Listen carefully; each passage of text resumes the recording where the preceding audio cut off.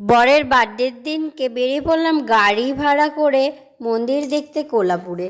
তো এখানে এত ময়ূরের ডাক, কত ময়ূর ডাকছে গো, অনেক ময়ূর ডাকছে।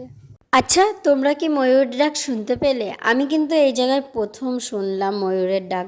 চারিদিকে কিন্তু ময়ূরের ডাক হচ্ছিল, তোমরা কি নোটিস করেছিলে? আমি যেদিন প্রথম আসি এখানে, মানে বাস থেকে যেদিনকে নামি, সেদিনকেই কিন্তু ঠিক এই জায়গাটাতেই, এই যে দেখতে পাচ্ছ গাড়িটা, ঠিক এই জায়গাটাতে যখনই নেমেছি, আর এত চারিদিকে ময়ূরের ডাক।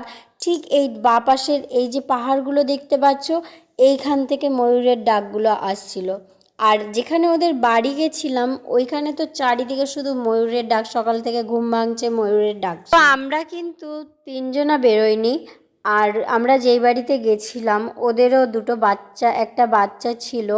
বাচ্চাটার নাম 1.5 বছরের বয়স, কিন্তু ও না উল্টি করে বাসে, মানে গাড়িতে, বাসে, যাই হোক সব জায়গায় বমি করে বলছিল। তা আমরা যে ঘুরতে গেছিলাম ওখানেও করেছিল। ওর এটা ছোটোবেলা থেকেই প্রবলেম, বাসে উঠতে পারে না কিংবা কোনো গাড়ি ঘোড়ায় উঠতে পারে না। তো ওদেরকে নিয়ে আর আমরাও সবাই মিলে বেরিয়ে পড়েছি। এখানে আমি, আমার ছেলে, আর যাদের বাড়ি গেছিলাম তার, মানে ওর বাবার বন্ধু, ওদের বাড়ি গেছিলাম। আর ওই দেখো বাচ্চাটা দেখতে পাচ্ছ, দেখো চুপ হয়ে বসে আছে, খুব শান্ত, খুবই শান্ত বেবিটা। আর ওকে আমি জিজ্ঞাসা করছিলাম ওর কি ছোটোবেলা থেকেই এরকম? বললো হ্যাঁ ওরকম ছোটোবেলা থেকে। আমি হলে তো আমি ঘুরতে হয়তো যেতামই না, আমার ছেলের যদি ওরকম প্রবলেম হতো। প্রবলেম হলে তো যাবই না, ছেলের কষ্ট হোক সেটা আমি চাইবো না, কিন্তু তাও ওর মা নিয়ে গেছিলো।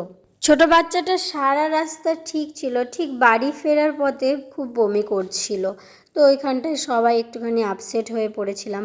আর এই যে দেখতে পাচ্ছ পাহাড়টা, এই যে বাংলাগুলো দেখতে পাচ্ছ, মানে বাড়িগুলো দেখতে পাচ্ছ, বিল্ডিং, পুরোটাই কিন্তু পাহাড়ের ওপরে। আর আমরা যে রাস্তাটায় যাচ্ছি পুরো সম্পূর্ণ পাহাড়, চারিদিকে এপাশে পাহাড়, ওই মানে ডান হাতে বাঁ হাতে দু হাতেই পাহাড়।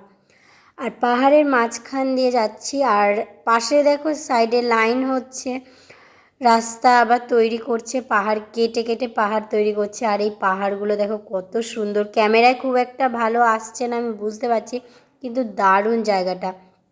আর এই ফুলগুলো দেখতে পাচ্ছ, দুপাশে ফুটে আছে পাহাড়ের রাস্তায়, মানে এত সুন্দরভাবে ফুটে আছে। আমি বলছি এটা যদি আমাদের বাড়ি হতো, আমাদের দেশের বাড়িতে হতো, এই ফুলগুলো বোধহয় থাকতো না, এত সুন্দরভাবে ফুটে আছে। শুধু দেখো কত সুন্দর, মনে হচ্ছে যেন চাষ করেছে, বাট না, এটা এমনিই হয়েছে।